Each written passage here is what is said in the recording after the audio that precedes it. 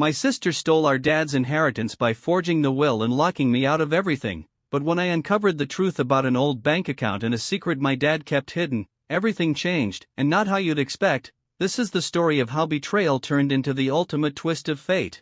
The day my dad died, my sister Megan made sure I wasn't there. I found out through a damn voicemail from the hospital, like some stranger they couldn't reach on time. It was 7:12 a.m., I remember, because I'd just poured my first cup of coffee, black, bitter, just like our relationship had become ever since Dad's health started sliding downhill. I called back, heart pounding but stomach oddly calm. They said he passed quietly in the night, no pain. Megan had been there, holding his hand, and she'd already signed the paperwork for the funeral home. That should have been my first red flag, but I was still in that numb state where nothing feels real, and I didn't think to question anything until a few days later when we met at the lawyer's office and I was told I'd been cut from the will. Not just a smaller share or a skipped item, no, completely removed, nothing, nada, zilch. Megan sat there in her gray pantsuit with that fake sad expression she pulls when she wants people to think she's grieving hard and barely holding it together, and she reached over to squeeze my hand like we were sisters and not enemies, and she said, "It's what Dad wanted," and I wanted to scream right there in front of Mr. Hargrove, our family attorney for the last 20 years, who just kept blinking at the paper like it would change if he stared hard enough. The will was dated 2 months ago, supposedly signed at the hospital, and it left everything, the house, the car, the savings, even the lake cabin. To Megan, I was stunned into silence. I couldn't believe Dad would do that. We weren't perfect, but we were close. I was the one who took him to physical therapy. I helped him change bandages. I cooked for him when Megan was too busy with her business trips. And even if we had our fights, cutting me out entirely didn't make sense. Hargrove looked at me like he expected a meltdown, but I just nodded, walked out, sat in my car for 20 minutes and stared at the dashboard while my hands shook so hard I couldn't start the engine. The funeral came and went. Megan made a show of giving a tearful eulogy and thanking everyone for their support. I stood at the back, didn't speak, didn't cry, just watched, and afterward I tried to talk to a few of Dad's old friends, especially Mr. Thomas, our neighbor, who'd known Dad since high school, and when I mentioned the will, he looked confused. He said, "But your dad told me last month he made sure you and Megan were splitting everything 50-50. That's when the unease in my gut turned into full-blown suspicion. I asked around, got similar responses. Everyone thought Dad was making it fair, and the more people I asked, the more I realized nobody knew about this new will. Only Megan did. When I confronted her, she gave me this wounded, fake offended look and said, "Are you accusing me of something?" Like she was the victim here. And when I said I wanted to see the original copy of the will, not just what the lawyer had, she said the originals were destroyed in a flood. I knew she was lying, and the worst part was, I could tell she didn't even feel bad about it. I spent the next week calling every place Dad might have had dealings with, banks, safety deposit boxes, even the hospital's records department, but Megan had already been there first, changed passwords, revoked access, told people I was mentally unstable and grieving, so they wouldn't talk to me. I felt like I was locked out of my own life, like my father had died and taken the truth with him. But then, a miracle, well, more like an accident. I was going through Dad's old things in the garage, stuff Megan hadn't gotten to yet because she said it was trash, and I found an old briefcase, rusted shut. Took me an hour to pry it open. Inside was a stack of paperwork including bank statements from a tiny credit union in Vermont, nowhere near where we lived, and the balance on those accounts?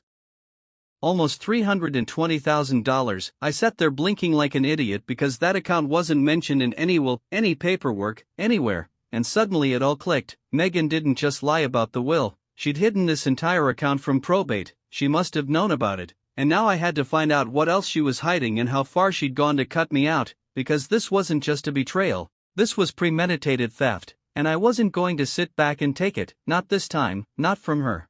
So now I had this folder full of bank statements from a credit union in Vermont and my hands were shaking so bad I almost dropped the damn thing into the oil-stained garage floor. The account had been active until just before Dad died, meaning he knew about it right up to the end, and judging by the withdrawal pattern it looked like he'd been using it to pay for private things, medical maybe, or maybe even something he didn't want Megan to know about, which made me wonder, did she know about it, or had she just gotten lucky with everything else? I wasn't going to take chances. I made copies of everything, scanned them into a flash drive and emailed them to myself. Plus 2 backups, because if Megan ever found out I had this, she'd burn the whole garage down to make sure it disappeared. And yeah, that sounds dramatic, but you don't know my sister.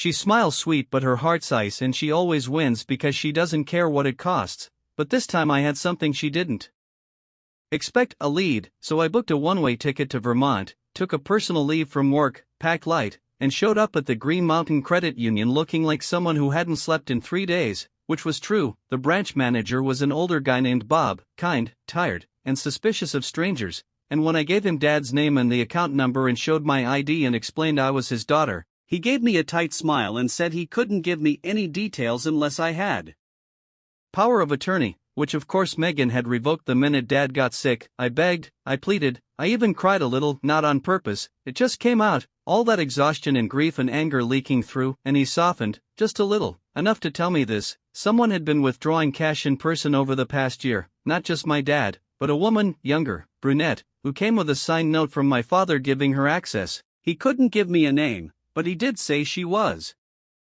polite and always nervous, and once she'd slipped and called my dad Uncle Jack, and that's when the whole thing flipped on its head because my dad never had a brother, and I knew every cousin we had on both sides, or so I thought. I left that credit union with more questions than answers, drove to a motel and stared at the ceiling all night, wondering what kind of secret was worth $320,000 and why Megan had never mentioned any of this, unless, and this thought chilled me, unless she knew and was trying to keep me far away from it. I spent the next few days digging through property records, old letters I found in Dad's garage boxes, calling people he used to work with, and what I discovered was something I never in a million years would have expected. My dad had a second family, or at least, something close to it. Back in the 80s when he was traveling for work all the time, he'd had a long-term affair with a woman named Elaine, and they'd had a daughter together. Her name was Rachel, and she would have been in her late 30s now, the same age as me. I found a return address on an envelope tucked between 2 copies of an old fishing license, sent to a P.O. box in upstate New York.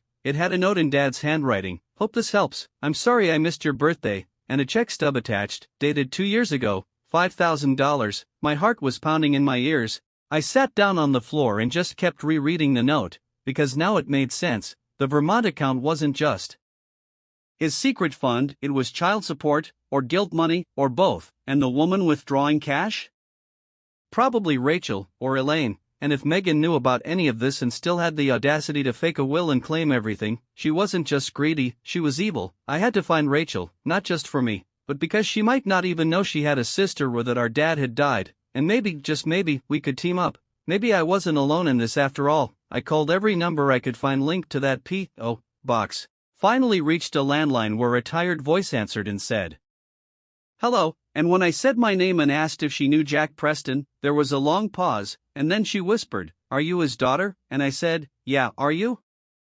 And she started crying, not sobbing, just soft tears like someone finally let go of a secret they'd been holding too long. She said her name was Rachel, and she'd always been told not to contact us, that Jack's real family wouldn't understand. I told her everything about Dad dying, the will, Megan taking everything, and the hidden account, and she listened without interrupting. And then she said something that hit me like a truck. Megan knew about me. She called Mom after Dad went into hospice and told her to stay away or she'd destroy us legally. I swear my vision went red. I couldn't believe the nerve. Megan had lied to me, to Dad, to Rachel, and somehow managed to come out looking like the grieving golden child. Rachel agreed to meet. We drove out to a diner halfway between us, sat in a corner booth and just stared at each other for a full minute before saying anything. And God, we looked alike, not twins, but the same nose, same chin, same stubborn eyes, and something clicked inside me, like maybe the universe had taken something but given something back. And as we talked, we came up with a plan to take Megan down, not just for revenge,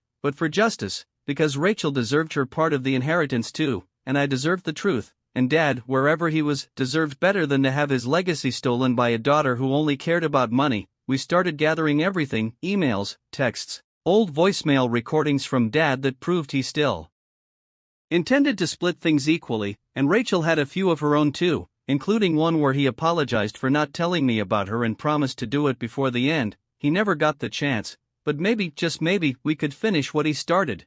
Rachel and I started our mission like two women possessed. She'd lived her whole life in the shadows, always told she wasn't supposed to exist, and I'd lived mine believing I was the only daughter, loyal to a family that didn't really exist the way I thought it did. And now we were these two broken puzzle pieces trying to put together a bigger picture and find out how deep Megan's manipulation really went. We hired a probate attorney under the table, a guy Rachel knew from her job who owed her a favor, and we didn't tell him everything at first, just enough to get him interested. Forged will, hidden assets, possible sibling fraud, and he perked right up like a dog sniffing fresh blood. Turns out Megan had filed probate using a scan of the will, not the original document, which is technically legal in some states but fishy as hell if the original is lost under suspicious circumstances. And get this, the signature on the will wasn't even notarized at the hospital. She'd claimed it was witnessed by 2 nurses, but both those nurses had retired a month before the will was supposedly signed, and when our guy called them, they said they never saw our dad after he was discharged the first time. So Megan had not only forged a will, she'd forged a hospital log and fake witness names, and that right there was our smoking gun. The attorney said we could file a formal contest and request the estate be frozen while the matter was investigated, but it would take time, and during that time, Megan would be notified, which meant the minute she found out we were coming for her, she'd start covering tracks, moving money, gaslighting whoever she had to. So we had to be smart, surgical, one move at a time. Rachel offered to be the decoy, said she'd reach out to Megan anonymously and pretend she was a lawyer's assistant looking for information on recent family litigation, just to spook her. And I swear it worked faster than I thought possible. 2 hours after Rachel made the call, Megan texted me for the first time in weeks. "Hey, did you talk to anyone about Dad's will recently?" Like it was just a casual check-in. I played dumb, said no, asked why, and she replied, "No reason, just heard something weird and wanted to make sure we're on the same page." Like we'd ever been on the same damn page. I took screenshots, sent them to our lawyer, and he said, "She's sweating," and that was music to my ears.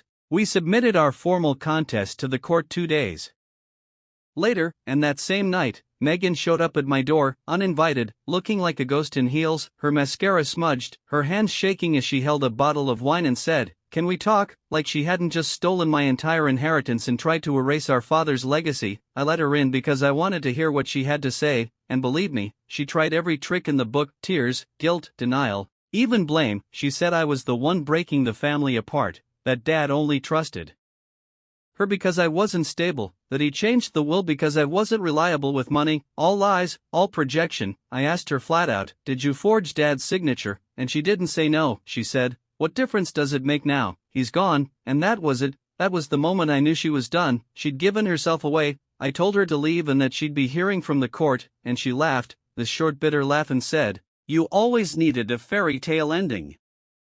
Life doesn't work like that," and stormed out, slamming the door so hard it knocked a picture off the wall. But here's the thing, sometimes it does work like that, because when our case went to court, and the judge reviewed the evidence, they not only froze the estate, they issued an emergency injunction against Megan for fraud, and suddenly the tables turned. Rachel was legally recognized as our father's biological child thanks to a DNA test, and I was reinstated as an equal heir, which meant Megan's little empire of lies came crashing down in one brutal month. The best part, and I say this with zero shame, was watching her face in that courtroom when the judge said, "Ms.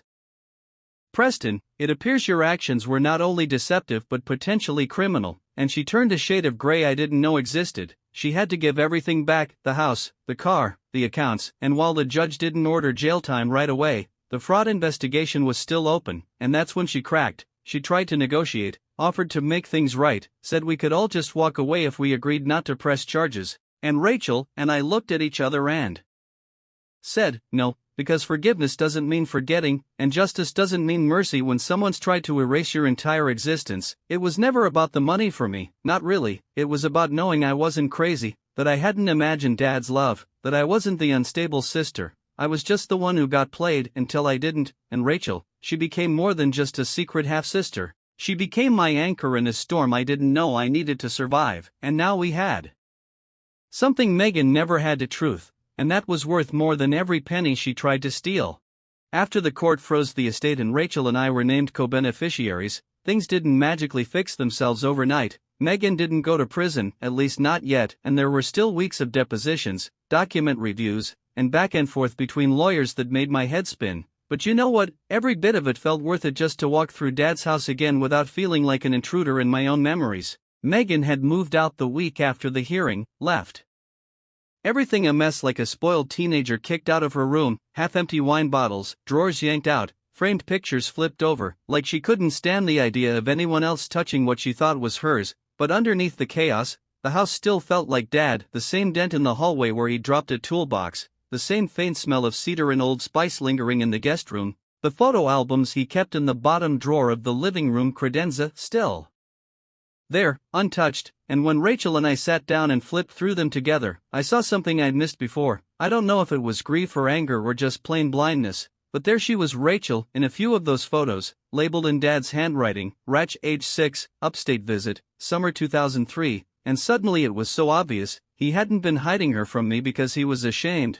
he'd just been trying to protect both of us in the only way he knew how. Dad wasn't perfect.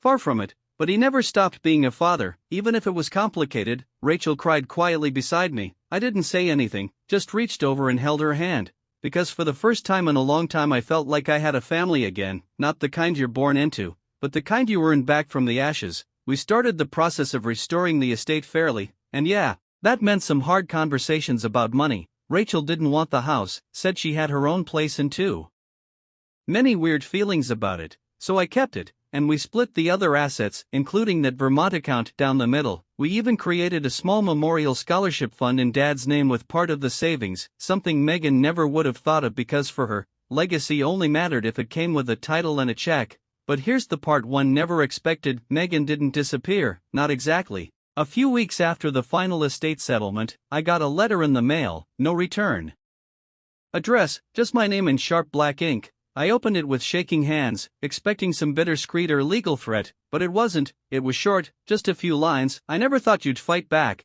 You were always the soft one. I guess I underestimated how much you actually paid attention. Maybe Dad did too. For what it's worth, I'm sorry. I think I read it 3 times before setting it down. No signature. But it didn't need one. I knew her handwriting. I didn't respond, didn't see the point. Maybe that was her version of closure. Or maybe it was a trap.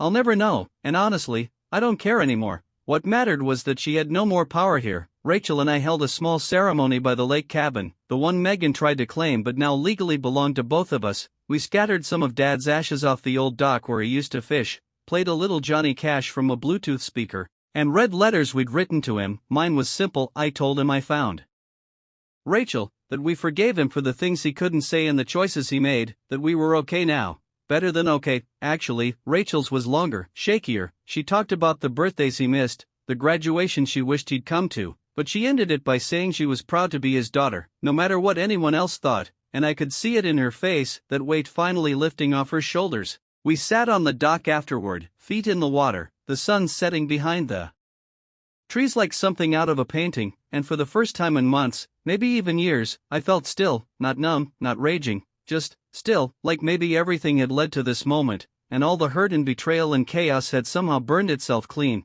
I looked over at Rachel and said, "So, what now?"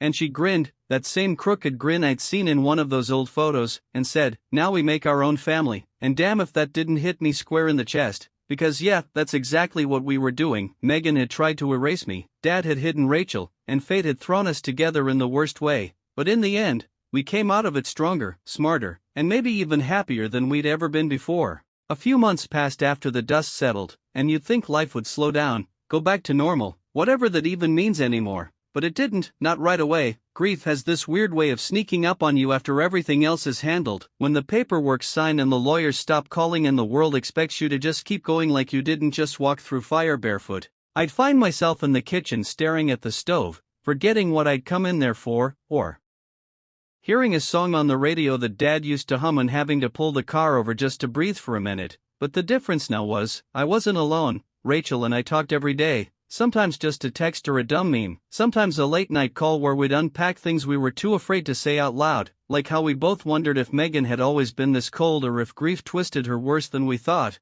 or if maybe Dad had messed her up in ways we didn't see. We didn't excuse her.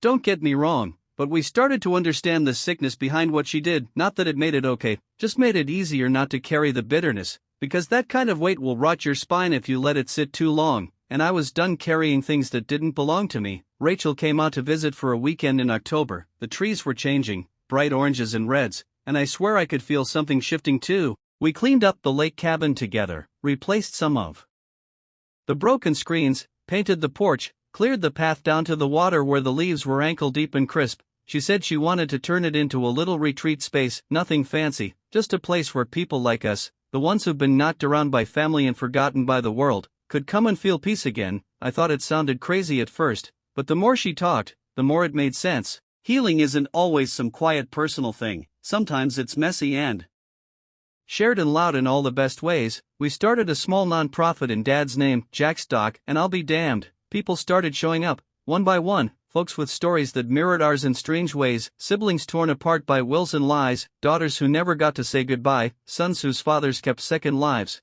and every one of them came with a scar and left with a little less pain, and I think Dad would have liked that, in his own quiet way. Megan never reached out again, not after that note. Last I heard she'd moved out west, started over, maybe changed her name, I don't know, I don't check anymore, that part of my life is closed like a locked room I don't go into, but if I'm being honest, sometimes I still wonder if she ever regrets it, not the money, but losing the only real family she had, because Rachel and I, we built something she could have been part of, if she hadn't been so hell-bent on control, and now we've got traditions, we do Sunday calls, plan yearly trips, send dumb gifts for made-up holidays, and every year on the anniversary of Dad's passing, we light a lantern off the dock and let it drift across the water. Sometimes it catches the wind just right and goes far, sometimes it sinks fast, but every time we watch it until it disappears, and it feels like letting go, like saying, okay, this was hard, this was ugly, but it was real, and we made it through. I still have the chipped coffee mug I was holding the morning I found out Dad was gone.